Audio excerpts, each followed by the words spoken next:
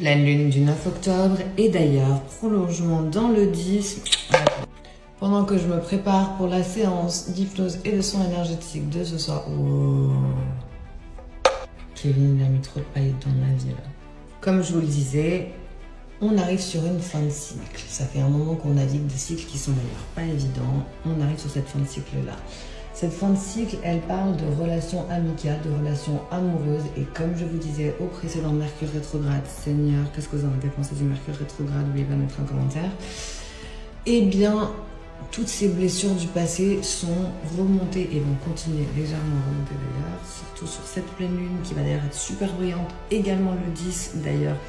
On fait une séance le 9 et le 10. Si jamais tu veux te joindre à nous, dépêche-toi, il ne te restera pas beaucoup d'occasions de rejoindre ce groupe. Bref, donc les blessures du passé vont remonter pour enfin être adressées. Ça peut être les blessures relationnelles, etc. Mais surtout, tu vas être amené à enfin clore un cycle pour choisir qu'est-ce que tu amènes dans le suivant. Quel genre de personne tu vas choisir de devenir. Ce que tu ne changes pas, tu choisis. Mais surtout, quel est ton rapport à toi-même? Du coup, la question, ça va être, qui est-ce que tu vas être dans ce prochain cycle? Est-ce que tu choisis de guérir ou de continuer à laisser comme schéma répétitif? Et surtout, ton rapport à toi-même.